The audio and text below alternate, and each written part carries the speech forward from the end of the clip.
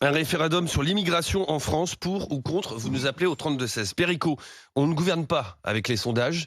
Malgré tout, il est difficile de ne pas tenir compte de ces chiffres. Est-ce qu'il faut un référendum? Il faut en tout cas approcher le problème, le traiter de façon responsable, républicaine. C'est un vrai sujet grave qui engage l'avenir de la France dans les prochaines années. Le général de Gaulle dit: j'ai libéré l'Algérie pour éviter qu'on se retrouve avec Colombey les deux mosquées. Voilà. Aujourd'hui, on est à un point de réalité où il y a une fracture dans le pays, une vraie fracture, plus qu'un clivage. C'est une confrontation très violente. Donc, il faut le résoudre politiquement et démocratiquement. Alors, euh, je prends ce qui s'est passé avec la réforme des retraites. On a cessé toujours de comparer la France avec les autres pays. 65-67 ans, les âges de la retraite en Espagne, en Allemagne, en Portugal. Grande-Bretagne. Dans les autres pays, qui sont aussi démocratiques que nous et aussi respectueux des populations étrangères et des migrants, il y a des règles qui font que on accueille que les gens qui ont vocation à venir sur Ah le bah territoire là, national. le grand modèle d'Éric Ciotti, le patron des LR, c'est le Danemark, hein, Voilà. Alors, qui a le Danemark, une politique extrêmement avec un restrictive à gouvernement l'égard de gauche, avec un migratoire. gouvernement de gauche. Bon, alors peut-être que les Scandinaves sont peut-être plus susceptibles, plus méfiants, moins habitués. Nous, la France, on a une tradition d'intégration, d'universalité. Le monde entier vient chez nous et la France s'est constituée. Notre génie français s'est constitué par le mélange des cultures depuis 1000 ans, si on commence aux invasions barbares, et dernièrement les migrations du XXe siècle avec les Espagnols, les Portugais, les Italiens, les Mm. Yougoslaves. Voilà. Aujourd'hui, on est confronté à peut-être un déséquilibre parce que l'intégration ne marche pas, qu'on ghettoise des populations, notamment maghrébines, dans des endroits où ils ne peuvent pas s'intégrer et que la situation économique ne permet pas de donner des emplois, donc une condition de résidence et de survie normale. Et le regroupement familial, c'est très bien, à condition que les gens puissent vivre décemment. Si ces gens sont malheureux, ça va inévitablement... La misère du monde va inévitablement. Donc, Donc, ça, c'est le constat, alors, Perico. le référendum, il paraît qu'il ne serait pas constitutionnel, le référendum, Ouais, mais de toutes les manières, il y en aura un sur la question. Et il sera très douloureux, celui-là. Ça sera celui de l'élection présidentielle de 2027. Et si quelque chose n'est pas fait d'ici là, on risque d'avoir une très mauvaise surprise. Et en tout cas, si le Rassemblement national, ou sa représentante ou son représentant sont élus, eux prendront des mesures immédiates. Donc ça serait bien qu'aujourd'hui, les partis de gouvernement tels qu'ils sont, la majorité, les républicains, voilà, prennent les dispositions pour empêcher une fracture sociale qui va peut-être mener dans certains territoires à une forme de guerre civile. Emmanuel Dancourt, un référendum sur l'immigration, sur la politique migratoire en France, est-ce que c'est une bonne ou une mauvaise idée? Pour moi, c'est une mauvaise idée. Je ne dis pas qu'il ne faut pas traiter le problème. Perico a totalement raison. Il faut absolument traiter le problème. Ça fait 30 ans que tous les ans, on a des, des réflexions sur les lois immigration. Ça ne bouge pas. Et la phrase qui est... tu as dit beaucoup de choses intéressantes, mais qui est importante dans ce que tu as dit, c'est l'intégration ne fonctionne pas. Et en fait, c'est par ça qu'il faut démarrer en réalité. Moi, j'ai peur que si on fasse un référendum, le débat, les gens sont mal informés, que le débat soit malsain parce qu'on arrive très très vite dans des choses racistes. Je prends juste un exemple. Par exemple, les OQTF, les gens ont complètement assimilé ça à forcément Obligation de quitter le territoire. des obligations de quitter le territoire. Merci Rémi. Les gens ont Pas forcément appliqué. Non. pensent que ça ne concerne que des gens qui posent problème, mais en fait pas du tout. C'est une minorité et la plupart des gens qui ont des OQTF font des recours et ça marche. Il y a une dizaine, Et on je leur crois que enlève. c'est 12% des OQTF exécutés chaque année. C'est ça. Voilà, mais il y a des Rappel. recours et il y en a beaucoup finalement qui ne sont plus soumis à cette OQTF et ça on ne le sait pas forcément. Donc si vraiment il y avait un référendum, il faut être sacrément formé, je trouve, sur la question. Qu'est-ce que c'est que le droit d'asile? Est-ce qu'on sait que la Cour nationale du droit d'asile existe? Est-ce qu'on sait qu'il y a un office français de protection des réfugiés apatrides? Ces gens-là ont des droits. Ils n'ont pas que des devoirs, ils ont des droits aussi. Et pour l'instant, les droits de ces gens-là sont absolument pas respectés. Juste pour donner quelques informations. Par exemple, le gouvernement, quand il parlait de sa loi, là, qui est donc pas pour maintenant, si j'ai bien compris, parlait d'une logique de fermeté et d'humanité. En réalité, on est beaucoup plus dans la fermeté que dans l'humanité. Il faudrait déjà être performant, comme le disait Perico, sur l'accueil, qui se détériore d'année en année, de loi en loi. L'accueil se détériore. Ces personnes exilées vivent dans la rue, pour certaines, c'est pas normal. Il y a des migrants qui n'arrivent pas à accéder à l'emploi parce que c'est compliqué. Il y a des obstacles administratifs immenses. Il y a des migrants qui n'arrivent pas à renouveler leur titre de séjour parce que les préfectures sont inaccessibles, parce que tout est en ligne et que c'est pas forcément Mais tu sais très évident, bien ce que vont te pour répondre eux. une majorité des Il y a des personnes. enfants qui sont Attends, enfermés dans tu sais très bien des ce que- centres oui, de rétention mais administrative. En exactement, 2021, tu as tu sais- 71 gamins et 3000 à Non, non, mais- Mayotte qui ont été enfermés dans des Emmanuel, centres de rétention Emmanuel, administrative. contraire. Et C'est attends, une attends, prison. Perico. Les gens ne savent même pas ce que c'est qu'un CRA. Les gens ne savent même pas ce que Emmanuel, c'est tu qu'un sais très bien LRA. ce que vont te répondre un certain nombre de personnes qui ont participé ou en tout cas qui adhèrent au résultat de ce sondage. Ce ne sont pas forcément des gens qui sont racistes, xénophobes, qui votent RN, pas forcément, parce que sinon on n'aurait pas ces résultats aussi massifs. Mais il y a des gens qui vont te dire, on comprend qu'humainement, c'est extrêmement difficile pour ces personnes, mais elles n'auraient jamais dû être ici. Mais on n'en sait rien. Venir ici. Ils Non, mais savent quoi de c'est ce ces qu'elle veut te cas-là? répondre. Mais c'est ça le problème d'un référendum, c'est que les gens vont faire a priori avec l'air du temps par rapport à ce qu'ils voient, mais on ne sait rien de ces cas-là. On a été quand même capable en France, on a été quand même assez admirable sur l'accueil des Ukrainiens. On a réussi à faire sauter tous les problèmes administratifs. Mais oui, ils étaient blancs, ils nous ressemblaient.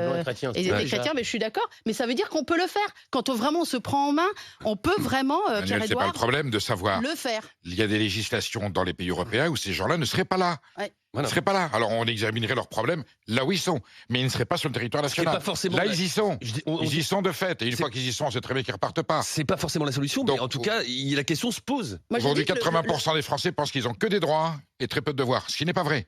Pierre-Édouard Magnan, est-ce qu'il faut un référendum? Alors non, c'est même une idée à la con. La plupart du temps, un référendum, c'est essayer de répondre simplement à une question complexe.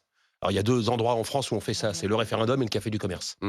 C'est évidemment une idée à la con parce qu'on peut pas être pour ou contre l'immigration. D'abord parce que l'immigration est le propre de l'espèce humaine. D'ailleurs, s'il y avait jamais eu d'immigration, on habiterait tous en Afrique parce que l'Homo sapiens n'en serait jamais sorti. Ce n'est pas la Donc, question, hein, Pierre. Donc non, mais le propre de l'immigration. Comment D'abord, la régler- question n'est pas clairement posée dans la des Voilà. Républicains, entre parenthèses. Alors, soumettre un projet de loi à référendum, ça sous-entendrait de le lire. Et puis, je veux dire, donc, pour moi, de toute façon, déjà, c'est pas le bon moyen. Il y a aujourd'hui l'immigration est une question, les gens se font beaucoup de représentations. 74% des gens pensent qu'il y a trop d'immigrants en France. Ce même sondage nous apprend que seuls 10% d'entre eux sont capables de dire combien il y a d'immigrants en France. Moi, je veux bien qu'on m'explique qu'il y en a trop, mais déjà, il faut savoir combien il y en a pour dire qu'il y en a trop. Oui, il y en a. Alors, il y en a 7 millions, dont 2,5 millions, France, sont les chiffres de l'INSEE, parce qu'après, on peut machin. Il y a 7 millions de personnes immigrées ou d'origine immigrée, dont 2,5 millions sont d'ailleurs de nationalité française. Donc, en fait, il y a 4,5 millions d'étrangers. Alors, évidemment, c'est sur régulière.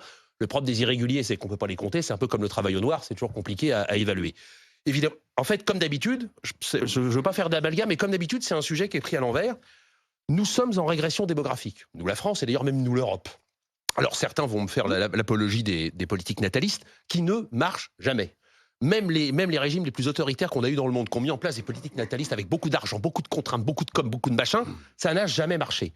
Donc il faut organiser l'immigration, sans doute d'ailleurs même une fois de plus à l'échelle européenne, parce que là encore, si c'est la France tout seul dans son coin, que faire là-dessus? Parce que les immigrés ils viennent en France, il y en a qui passent en France, qui viennent, ils veulent venir en Europe. Quand vous n'avez pas à bouffer, que vous y avez des guerres, que vos enfants, vous craignez pour vos enfants, vous pouvez faire tout ce que vous voulez, plus d'AME, plus de machin, plus rien, vous viendrez quand même. Donc il faut l'organiser, il faut accueillir les gens, il faut les intégrer. On peut pas nous dire on manque de gens pour prendre des boulots, mais par contre, il faut pas d'immigrés parce qu'ils nous Mais piquent les le autres boulot. pays, ils ont réglé le problème. Hein. Les autres pays ont réglé le problème à leur façon, hein, pas à la nôtre. Ah ben, on est d'accord. Sauf qu'ils ne l'ont pas réglé. Regarde ce qui se passe en si. Italie. Regarde ce qui se passe en Ce Italie. qui se passe en Italie, effectivement, comme dit C'est Pierre. pareil. Ah, les Édouard, pauvres, attendez, ils sont en première ligne. Ah ben, quand on Oui, est au oui, Danemark, on est c'est d'accord. plus Ils ont que facile. de la côte. Ils ont que de la côte. Olivier est avec nous au 32-16. On vous pose cette question. Un référendum sur l'immigration en France que proposent les LR, pour ou contre. Et Olivier, donc, est avec nous au 32-16. Bonjour Olivier. Oui, bonjour à tout le monde. Bienvenue dans Estelle Midi Bonjour. sur RMC Story. Vous nous appelez depuis le département de l'Essonne, c'est ça Olivier? C'est cela, c'est cela. On est à Avrainville. Oui, Vous faites quoi dans la vie Olivier? je suis cadre dans la sécurité. D'accord, vous avez quel âge? J'ai 50 ans. D'accord. Olivier, pour ou contre ce référendum? Je suis pas pour parce qu'encore une fois, je pense que c'est de la fumisterie politique. Moi, je vais vous donner un peu mon parcours. Mes parents étaient ouvriers, j'ai grandi dans les HLM.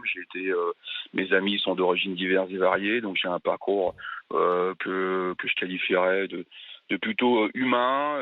Et je travaille dans la sécurité avec des gens qui sont issus de l'immigration. Voilà, essentiellement parce qu'aujourd'hui, la population qui travaille dans la sécurité est issue soit d'Afrique ou soit du Maghreb. J'ai des gens très bien. J'ai des gens qui sont emmerdés actuellement. Je vais dire emmerdés parce que là, aujourd'hui, je vous dis, parce que ça m'émeut toujours de faire ça, je suis obligé de suspendre une salariée dont son titre de séjour n'est plus valable. Voilà. Pourquoi? Parce que ces gens-là rencontrent des contraintes administratives, notamment au niveau des préfectures.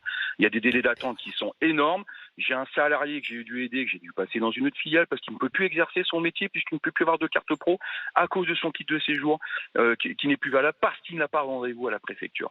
On en est là aujourd'hui avec cette population qui rencontre des difficultés. Donc moi, je veux bien entendre à un moment donné que il y a trop d'immigrés, ceci. Mais moi, les gens que je rencontre au niveau du travail sont des gens bien, qui sont corrects, qui sont éduqués, qui ont passé un diplôme pour pouvoir travailler en sécurité parce que on est une profession réglementée, d'accord, et on a un ministère de tutelle qui est le ministère de l'Intérieur.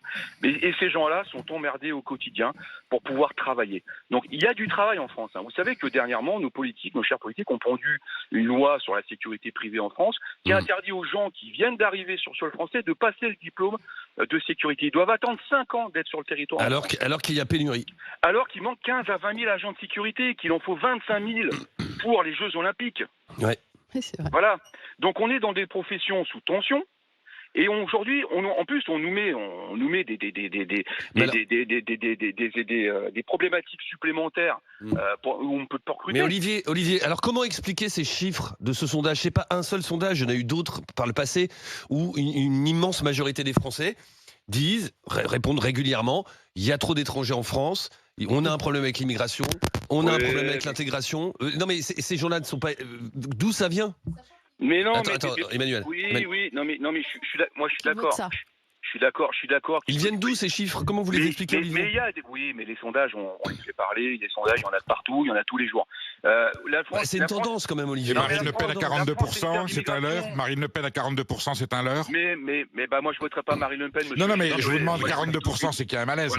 Voilà, mais 42%, oui, quel est le malaise? La France est une terre d'immigration, il faut arrêter à un moment donné. Peut-être qu'effectivement, avant on avait une immigration qui était effectivement plutôt chrétienne, plutôt catholique. Non mais ça c'est le débat idéologique, je suis d'accord. Je vous dis qu'il y a un problème douloureux qui va s'aggraver. Ne vous mettez pas la poussière sous le tapis, c'est absurde. Et je partage votre avis en plus.